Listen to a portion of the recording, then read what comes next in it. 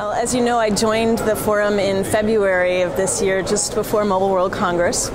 And my focus has been mainly on executive level carrier engagement, membership engagement, leading the work, the technical work of the forum, and succession management. So I'm really pleased with the work that they've been doing in the release program and the release 4 for Urban that was just released, and I'd really like to build on that momentum that we have going with the release program. It's been very successful for us, brings a lot of focus to the work of the forum. Well, I know a lot about mobile. I don't come from the small cell space specifically, but I started my career in 1990 in telecom, 5 years on the landline, and the last 20 on the wireless side. So I started my career with Bellcore, and I've worked for a couple of the carriers on the wireless side. The other hat I wear, in addition to working for the GSMA, or into the small cell forum, is the GSMA. So for 12 years I've run their technical working groups in North America. On Tuesday we announced the publication of our release 4 for Urban, and that was the second piece of work that we did on Urban to complete the Urban release. So we released 15 new and revised documents. Again, this ties in with the success of our release program. We've had over 60,000 downloads. Release 5 is focused on rural and remote, and that's not just about covering fields, as you know. We are also kicking off a work stream today to talk about virtualization. So what we have here is it's a Avon multimode femtocell. So this supports band 41 TD-LTE and 5 gig and 2.4 gig Wi-Fi at the same time. So in the demonstration here, what we're showing is we are showing uplink video streaming from this LTE handset. What I have here is the LTE handset is connected to the fab and over the EPC simulator there, and then the video is playing here out here. So we're seeing here an uplink video streaming from the LTE handset, and on this laptop in the background there's another video that's playing, right? And that video is getting played onto the fab, and from the fab over 5 gig Wi-Fi, that video is being rendered on this mobile here. So what we're showing is a simultaneous video streaming in the uplink and downlink, one on the 5 gig Wi-Fi and on LTE. Okay, and this is for consumer or small business use? Yes, so this is for small business use. Our fab is based off the Qualcomm 9905 FSM chipset. Thanks very much. The point we realized, so in this demo, we tried to mix and match a different set of solution that would be deployed for SP provider between small cells and the set of unified communication that would be typically deployed in the enterprise. So the setup has been done that way. So we have enterprise small cell, which would be typically located into the enterprise premises. And we have a set of functions, which is consisting of the small cells gateway, the 3G core, and a hosted PBX with a hosted voicemail solution, and interworking function, which I'll explain a bit more afterwards. But the point of the demo is to leverage the fact that we get to know when the user is getting on the small cells as a presence trigger indicator that we use to actually change the PBX settings. So to allow the mobile phones to become seamlessly integrated into the enterprise dial plans or hunting groups and everything. So if the current situation I have is my phone is switched off, so I have a single cell. It's actually working on the setup. So it has the user would be on the macro side. So if I dial the short call number, which is containing the the destination, this mobile number destination, this message will go straight to voicemail. So the user is not available. I can send a voicemail test to it. Hanging up.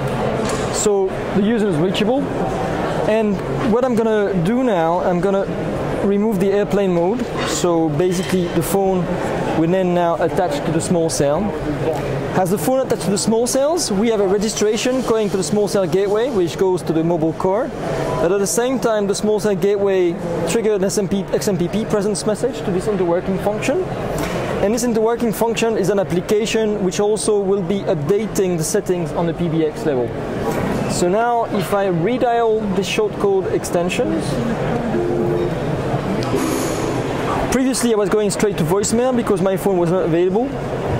And now if everything goes right, I'm getting a phone call on this device from the 2001 using the shortcode dialing. So in brief, what we've been just demonstrating is just by the fact that the user gets logged onto the small cells, we can attach the mobile phone seamlessly with no client. There is really nothing specific on this mobile phone, and attach the mobile phone becoming an active destination from the PBX perspective. The other thing we have also been working on is also getting some notification messages from the system also out to the UE, like doing SMS with the voicemail notification and etc. So we're doing more integration. So again, it's presence-based. This can be coupled with time of day kind of filtering, so we can start to have a very complex policies on how to associate a mobile phone to the PBX from the enterprise communication. Thanks. So when I'm in the office, my normal mobile phone that I would just have at home takes on a new identity, has an extra telephone number you can use it on, and when I go home after work, it's gone. It goes to voicemail. It's basically a voicemail. You're not getting bothered by any enterprise communication anymore. It doesn't need anything special on site apart from the small cell. Great.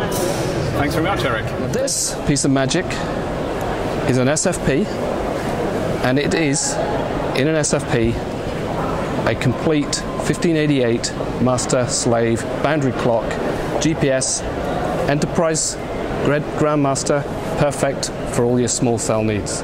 This thing will clean up time delivery to across legacy network equipment and give you everything you need to run LTE Advanced and all of the COMP and ICIC kind of things you need for the new small cells. And my friend here, Steve, is putting together a management system to manage this thing remotely, a whole network of them, and to configure everything, make sure it all works.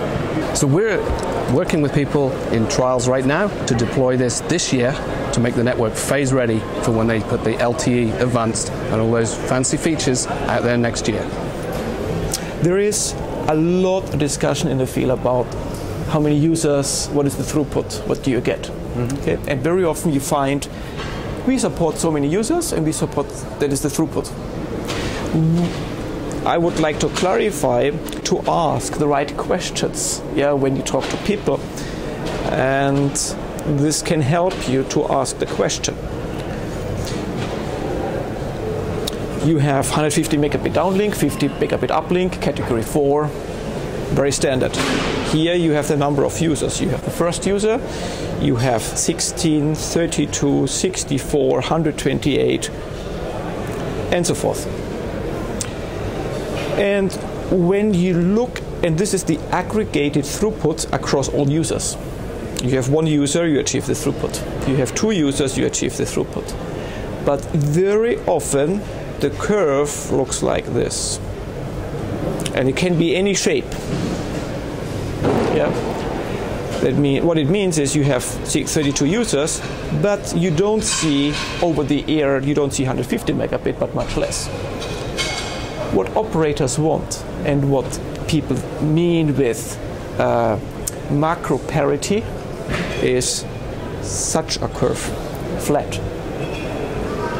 And this is what we are talking about. When we say 64 users and 150 megabit throughput, we say it doesn't matter how many users we achieve the throughput. And the impact is, how do you get there? Twofold.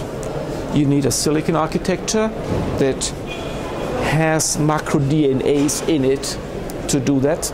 This is not easy to get there. Second, you have to do a humongous amount in software effort to get there. Nothing is for free. Those two components.